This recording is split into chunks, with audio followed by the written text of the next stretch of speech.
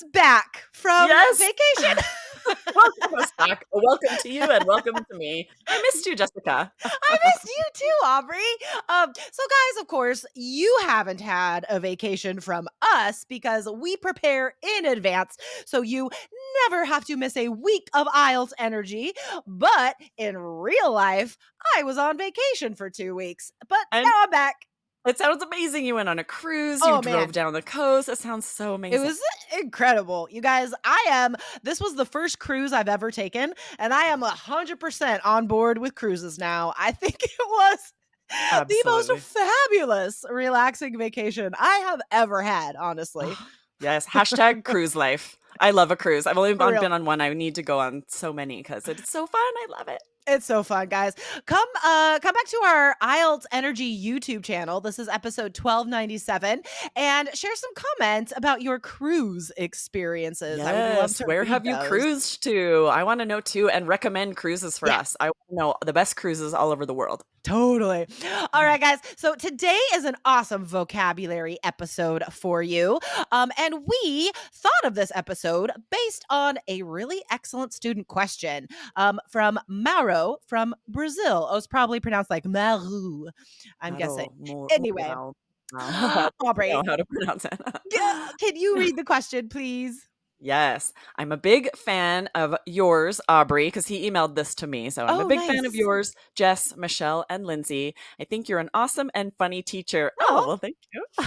I watched you guys from Monday to Thursday on YouTube, rain or shine. That's I have a awesome. question for you. What if the examinee at IELTS is sort of a vocab freak and she or he uses a word that the examiner doesn't know? Of course, there's little chance of that happening, but or she or he uses an unknown Australian or British expression, for example. Got Such it. a good question. Such a good question.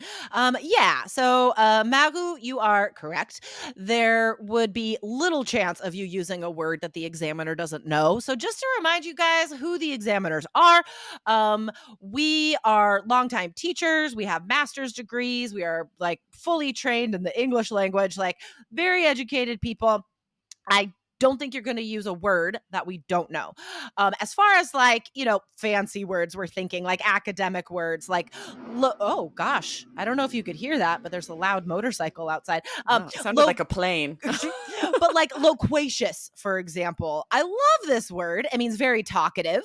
We are loquacious, and it's not a word a lot of people know, but I promise you examiners will know that word. Okay. Having said that, so I follow some people on Instagram that do like words of the day and like esoteric words that people don't use anymore. Don't use those words because literally nobody uses them anymore. They're fun, but don't use Exactly. them on the test.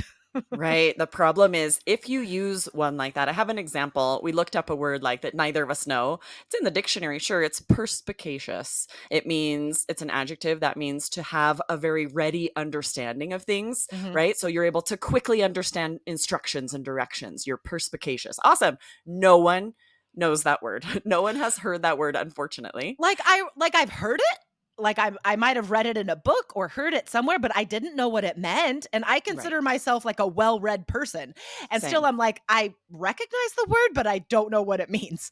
And But I don't think our students are going to use words like that though. Like where would you even get them from, Right. But if you're like intentionally Googling lists of like uncommon words and learning them to impress the examiner, the problem is you would probably need to say it and then say something like, I know that's an uncommon word, but, and maybe define it, make sure they understand that you understand what it means. And think about the issue here is sort of you're taking all this time to stop and sort of brag about your vocabulary or something you've memorized and explain. Right. And that's not really fluency. No. That's not really going to be part of answering the question. Exactly. And yeah, so instead you want to use, yes, high level impressive words, but that the examiner is going to know, which are most words that you will have heard just with reading and listening to English. So we are going to teach you 4 expressions to be kind of a freak, sort of synonyms, very fun phrases for that, to describe people that are a little bit different, like us and probably like you listening. But before we do that, guys, I just want to explain real fast. I just want to remind you that everything we teach you, it always comes back to the score, right? It's not using vocabulary for vocabulary's sake. It comes back to the score. So at the end of the day, guys, your speaking score is how well you communicate. And if you are trying too hard to use rare words that nobody knows, that is not clear communication. Right. So just remind yourself, guys, what you're scored on. It's how you communicate in English. Right. And just that essential fact means using those words is a no go. So let's get to some vocab. Aubrey, what is our first phrase? Yes, I love that Mauro said, "What if someone's a vocab freak?" I We love love it. this phrase. Yes, so So we're good. sharing other ways to talk about someone kind of being a freak. Yep. And the first one is a hot mess. This is slang that's really fun to just share that you've got a lot of chaos going on, right? If I'm late to an appointment, I might say, "Sorry guys, my morning's been a bit of a hot mess," or I can describe myself and say, "I'm a hot mess these days. I'm late all the time. My apologies." I use this a lot. Not that you're a Because hot mess or anything. I mean, sometimes aren't we all hot messes? Yes. But on IELTS, guys, like it's so nice to be able to be honest and vulnerable and authentic in your answers and not think like you have to only describe things perfectly all the time, pretend you're a perfect person, because nobody's perfect. And so one way to stand out on IELTS is to be a little bit vulnerable. And this could be an honest expression or description of yourself in a situation or a friend or a family member.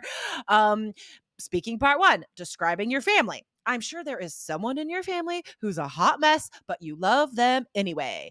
Yes. So being able to say that is awesome. Like just that idea and this vocab will help you stand out. Yes, or if you were asked about hobbies or work or study, it would be so easy to start with, "Honestly, I'm a bit of a hot mess these days, so I haven't had a lot of time to pick up a new hobby or Yeah. study something interesting." And then you go ahead and share what you have had time to do, but that's pretty easy to sneak this into the beginning of a lot of questions. All right, guys. So we have three more phrases for you, by the way. But when we were thinking of these, I was thinking like, how would I have described myself in high school, or like, how would I describe like myself? Because like I'm kind of weird. How do I say that? So the one phrase I thought of that I really like is to exist kind of on the fringes. I know that's a longer phrase, but I really like teaching you guys chunks of language like this. Um, so to exist on the fringes of society, of the student population, of the in crowd, of the cool kids, of whatever core group you're describing, if you are a little bit on the outside of that, you can still connect to the core group, but you yourself are a bit on the outside. This is a great way to say that. So fringe literally is like when there's like dangly pieces on clothes, right? Like I'm acting it out on YouTube, but if fringes on your clothes. So Like that's the like, outside edge of anything, right? yeah. We'll say like, "Oh, the fringe of this," and it just means either of clothing or anything. The fringe is sort of the outside edge.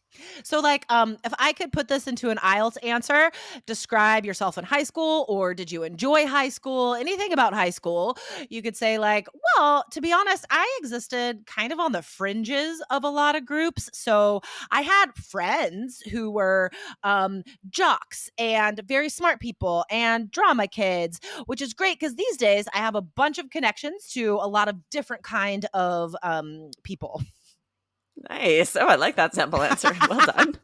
I think Thank of you. like Wednesday Addams. If you guys saw that show on Netflix, Yes, Wednesday, or like the Addams family, right? You would say totally. they kind of exist on the fringes because they have a very different lifestyle than everyone else around them. 100% use these phrases to describe characters in movies and books and TV. Yes. Oh, so useful. All right, next word I totally love, oddball. Aubrey, are you an oddball? Sometimes, yeah, right? For the most part, I kind of feel like I fit in with whoever I'm around. Yeah. But up here in Idaho, honestly, I'm kind of the oddball because a lot of my family and friends grew up here in sort of a faith-based community that I'm no longer a part of. So suddenly I'm the Sure. oddball. Okay, I love it. That was a perfect answer. So, an oddball, it's a noun, it's a person who like is on the outside of something. Or I Mhm. guess that yes, but also just simply a little bit weird, right? Right. Yeah, I'm guys, you know I'm kind of an oddball, and I love it. So the last phrase, guys, phrasal verb in here didn't really fit in. So to fit in as a phrasal verb, it means to be part of something. So you either did fit in or you didn't fit in. Aubrey, where could this be used on the test? Yeah, if you're ever asked about your past, right? Whether you start talking about high school or college or a job in the past, if you Or fit even in, that now, means, yeah, right? or now, right? Anytime you're describing yourself or someone else who doesn't quite mesh with the people they're around, feels very different, you would say you don't fit in. Mhm. Or if you do, you're like, oh, yeah, I can blend in with anybody, get along with everyone. I fit in wherever I go. Yeah. Right? So, first group of questions on IELTS, work and studies. You're asked about your job. Be like, I feel so fortunate and I'm so grateful to have the job I do because I really fit in with this team. We all love language. We're all silly. We're all hard workers. I'm describing all ears English, guys. Yes. So, like, that's a positive use of it. Yeah. Awesome. Guys, this is such useful vocabulary for the IELTS exam. You can find a way to fit it into so many answers. You're going to be describing people or yourself. So use this very high level vocabulary. Don't be looking for words that the examiner might not know. Ugh. Instead, learn words that like this that the average student might not know. That's how you want to boost your vocabulary score. Exactly. Fluency is communicating clearly, right? Not trying to brag about a word nobody knows. I mean, Yeah. nobody likes that in real life. Nobody's going to like that on the exam. I know. I find myself doing about that every now and then, and I I do always that too regret it. I'm sometimes. like, "What am I doing? No one cares." Don't use perspicacious in a sentence Yes, today. no. It's fun to say though. It Okay, is anyway, fun. guys, thanks for tuning in today and we will be back tomorrow. Awesome. See you tomorrow. Bye. Bye.